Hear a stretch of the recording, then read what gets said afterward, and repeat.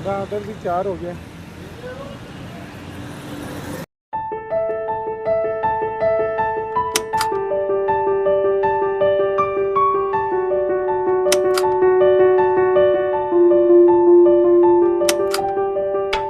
वालेकुम वरहमतुल्लाहि वबरकातुहू। अल्लाह तो उम्मीद रखना सारे ठीक हो जाए। लो जी दोस्तों, अज का नवा व्लॉग शुरू कर लगे हैं, आगाज़ कर लगे हैं। शाम का टाइम है, समरियाल आए हैं तो इंशाल्लाह जो व्लॉग कल इंशाल्लाह तुहानू दिखावांगे। तो असी हुण एक जगह से बैठे हैं इत्थे खाण वास्ते वज़ीराबाद की फिश उसके बारे लैके चलने हैं। उत्थे नाले असी आर्डर भी दिते है मच्छी का, तो वह भी आर्डर भी आ गया। तो बाकी उन्होंने गल करने पूछना कितना अरसा हो गया, ਤੁਹਾਨੂੰ भी लैके चलने अंदर किस तरह फिश तैयार करते हैं।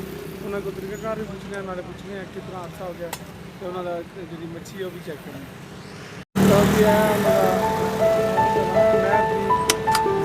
फिश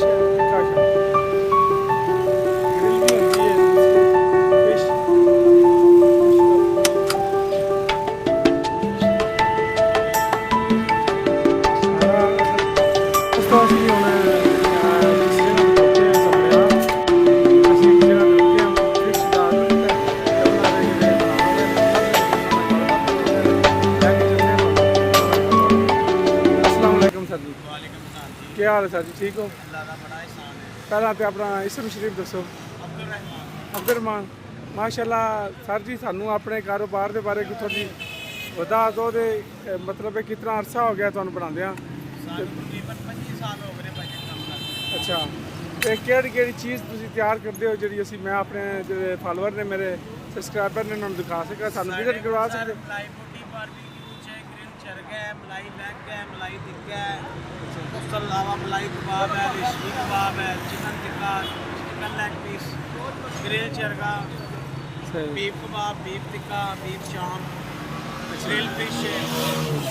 सानू कोई अपनी दुकान का विजिट करवा सकते हो कि मच्छी का तुसी काफ़ी उसका तरीकाकार भी सानू दसो, मेहरबानी तुहाडी।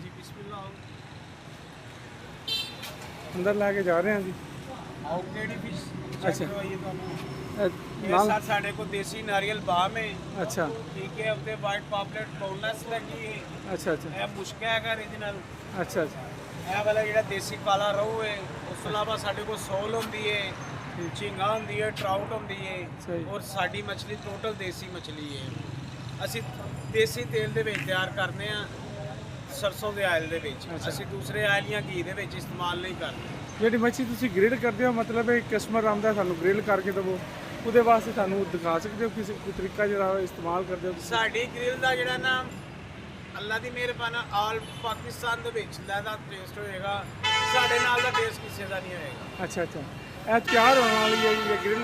ਸਾਰੇ ਫਿਸ਼ ਤਿਆਰ ਗ੍ਰਿਲ ਆਰਡਰ ਤੇ ਕਰਨੇ ਆ ਅਸੀਂ। ਅੱਛਾ, ਦੂਸਰਾ ਦੀ ਤਰ੍ਹਾਂ ਅਸੀਂ ਤਿਆਰ ਕਰਕੇ ਨਹੀਂ ਰੱਖਦੇ, ਕਿਉਂਕਿ ਸਾਡਾ ਫਰੈਸ਼ ਮਾਲ ਹੁੰਦਾ ਹੈ, ਅਸੀਂ ਕੱਚੇ ਨੂੰ ਤਿਆਰ ਕਰਨਾ ਹੁੰਦਾ ਹੈ। ਮਾਸ਼ਾਅੱਲਾ, ਇਸੇ ਜਗ੍ਹਾ ਤੇ ਹੀ ਕੰਮ ਕਰਦੇ ਹੋ ਜਾਂ ਪਹਿਲਾਂ ਹੋਰ ਕੀ? ਸਰ ਅਸੀਂ ਸਾਡੀ ਦੁਕਾਨ ਪਹਿਲੇ ਪਿੱਛੇ ਪਲਾਜ਼ੇ ਦੇ ਵਿੱਚ ਸੀ, ਉਦੋਂ ਮਾਲਕ ਬੜੇ ਚੰਗੇ ਨੇ। ਅੱਛਾ ਅੱਛਾ, ਸੰਬੜਿਆਲ ਦੇ ਵਿੱਚ। ਸਹੀ। ਉਹ ਜਦੋਂ ਦੇਖਦੇ ਨੇ ਕਾਰੋਬਾਰ ਚੱਲ ਗਿਆ, ਉਹ ਕਹਿੰਦੇ ਨੇ ਜੀ ਕਿਰਾਇਆ ਵਧਾ ਦਿਓ। ਅੱਛਾ ਅੱਛਾ, 10,000 ਕਿਰਾਇਆ ਤੇ 60,000 ਕਰ ਦਿਓ। ਸਹੀ, ਕਿਉਂਕਿ ਸੰਬੜਿਆਲ ਦੇ ਜਿਹੜੇ ਮਾਲਕ ਨੇ ਨਾ, ਖਾਸ ਤੌਰ ਤੇ ਕਿਰਾਏਦਾਰਾਂ ਦੇ ਹੱਕ 'ਚ ਬਹੁਤ ਚੰਗੇ। ਬਾਕੀ ਤੁਹਾਡੇ ਕੋਲ ਜਿਹੜਾ ਮਤਲਬ ਕਸਟਮਰ ਜਿਹੜਾ ਉਹਦੀ ਕੇਅਰ ਰੂਟੀਨ ਹੈ, ਜਿਹੜਾ ਆਗਾਜ਼ ਜਿਹੜਾ ਕਰਦੇ ਹੋ ਪਕਾਈ ਦਾ, ਉਹ ਕਿਸ ਟਾਈਮ ਤੇ ਸ਼ੁਰੂ ਕਰਦੇ ਹੋ ਤੁਸੀਂ? ਅਸੀਂ ਸਵੇਰ 12 ਵਜੇ। ਅੱਛਾ, 12 ਤੋਂ ਰਾਤੀ 2 ਵਜੇ ਤੱਕ। ਰਾਤੀ 2 ਵਜੇ ਤੱਕ, ਮਾਸ਼ਾਅੱਲਾ ਜੀ। ਸਾਡਾ ਆਰਡਰ ਵੀ ਤਿਆਰ ਹੋ ਗਿਆ ਜੀ, ਤਿਆਰ ਹੋ ਗਈ ਹੈ।